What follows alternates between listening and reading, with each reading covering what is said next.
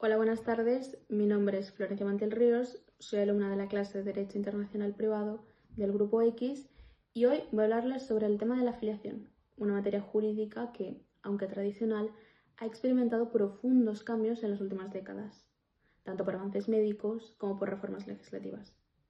En concreto, me centraré en cómo se regula la filiación desde el punto de vista del derecho internacional privado, con especial atención a la filiación biológica, a los retos que plantea la gestación subrogada y a la adopción internacional.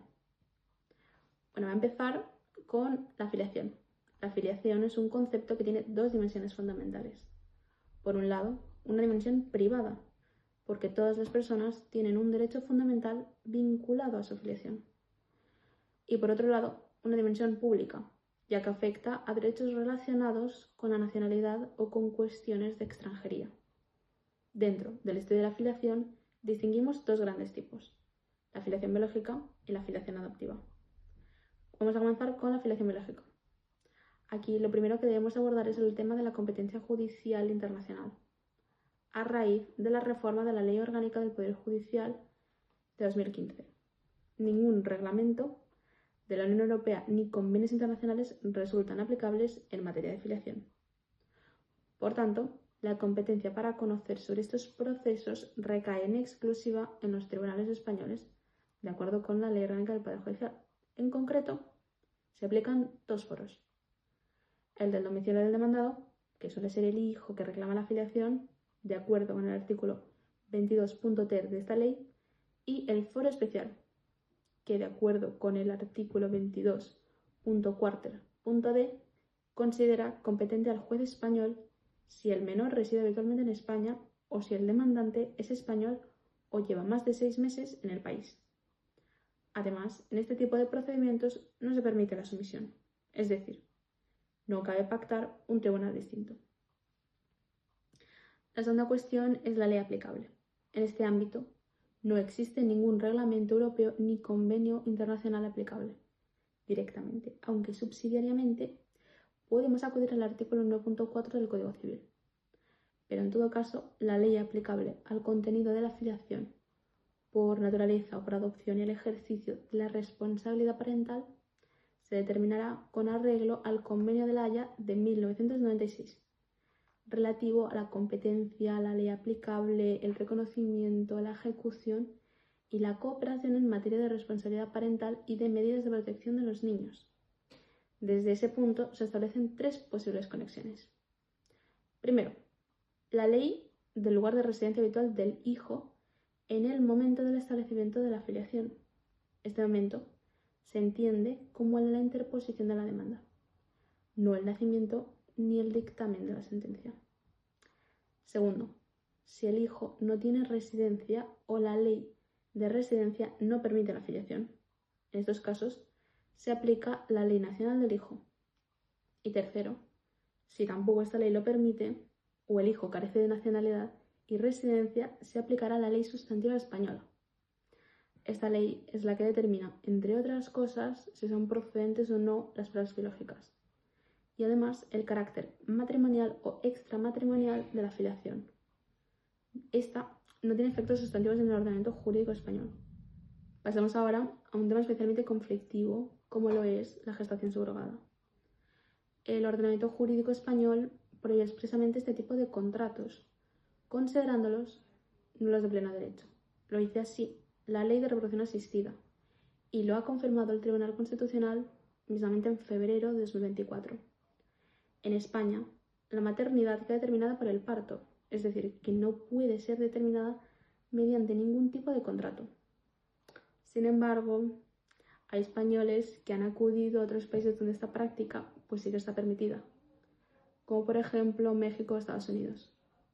Esto ha generado un fenómeno de turismo jurídico y un debate constante en los tribunales.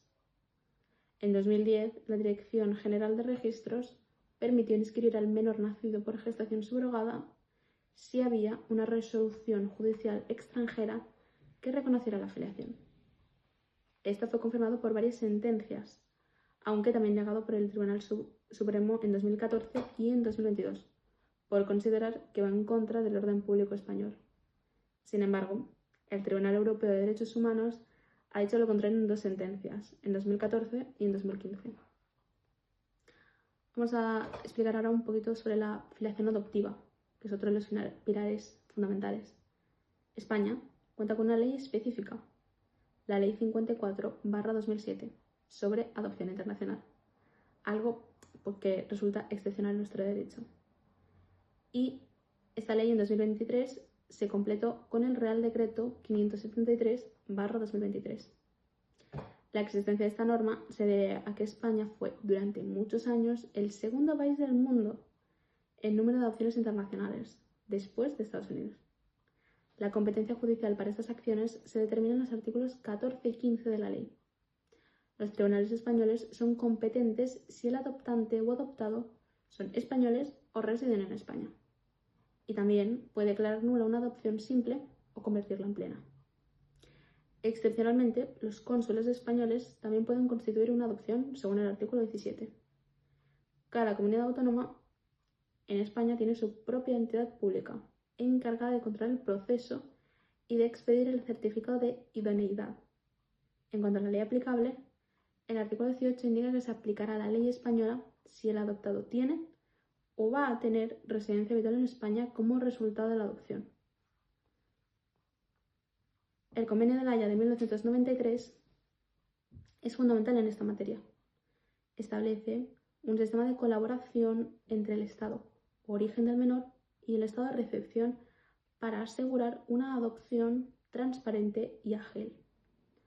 El Estado de origen debe certificar que la adopción es lo mejor para el menor y que los consentimientos se han dado libremente, mientras que el Estado receptor, como puede ser España, debe garantizar que los adoptantes cumplen los requisitos y que el menor tendrá residencia legal.